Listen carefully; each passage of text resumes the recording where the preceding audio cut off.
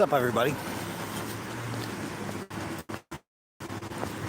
Real quick, you never know what the day is going to bring. Getting ready to go for my, what is it now, every 6-month checkup? Whatever. I'm going to walk by Good Time Park, though. I still want to get a picture of that pennant draped over where the judge's stand is, what's left of it. I got to see if the gate's open. Anyway,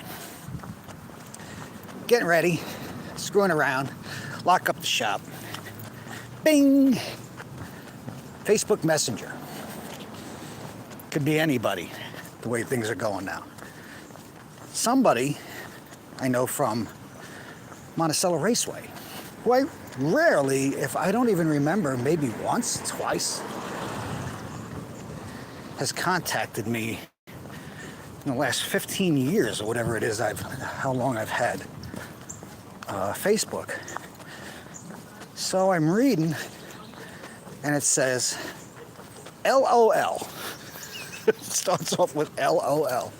You're not going to believe this. I'm in the paddock right now.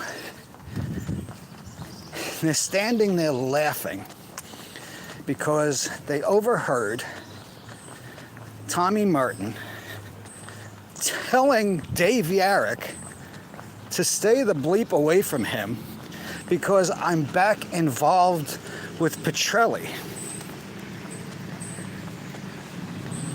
So I'm like, are you kidding? He said, yeah, pissed. He was paddocking his horse or whatever, and Dave walked by. Next thing, Merton's getting loud at him, turned his back, mouthing off to him, because he's back with me. First of all, nobody's with or not with me. Just because the gentleman and I are far more mature than most of those people. I don't want to say that about everybody, because it's kind of, I do have a lot of people up there that I consider friends and I miss hanging out with. But, what's your problem, Tommy? He saw the podcast. He says, you were on YouTube with him. So he's watching me? Monitoring me? What are you worried about? Usually, people that really have, unless he's just bored, but angry that Dave Yarrick and I communicate, have put the nonsense aside when we realized just what was happening. What's your problem? How you doing? Hang on one second.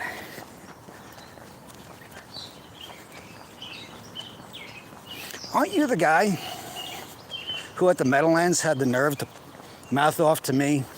Was it 2 years ago when I was walking out of the paddock? You walked by and you said something to me about my daughter?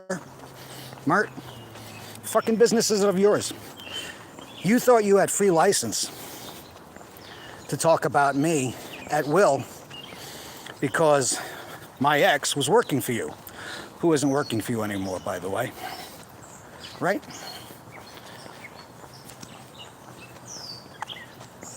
I'm sorry you're heartbroken or whatever, upset that, like I said, history always repeats itself.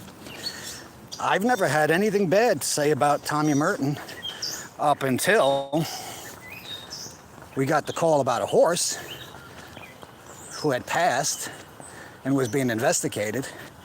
Now you know who told on you, right, Tommy? But I'll say it like this, like I say to everybody else. Mert, you know where I am. Got something to say, come say it to my fucking face. Same way that I told you to go fuck yourself at the Meadowlands when you ran your mouth. What'd you do? You walked away. I couldn't give a shit less what your problem is. Good, bad, or indifferent. Because I eventually did call the person in question, and he was laughing. He says, I don't even know what I did. I said, you didn't do anything.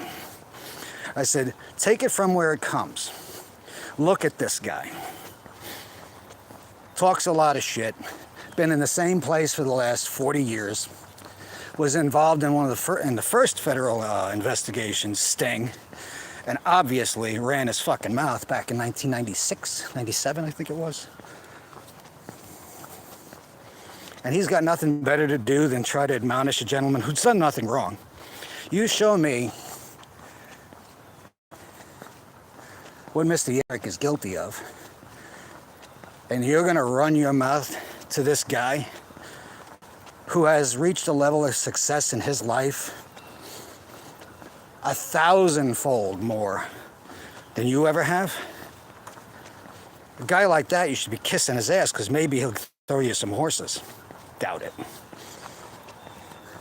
So, again, there are people so affected by me that they're telling off guys like Yarrick.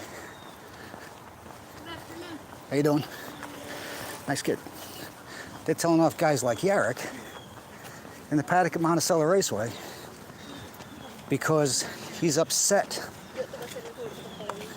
I just can't, again, this just blows me away. He's upset that he's talking to me. You need to get a fucking life, dude. Pay attention to your horses. Do your fucking paddock. Go drive your horses and shut the fuck up. How's that?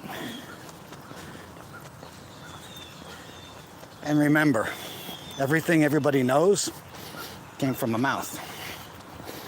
Warned you.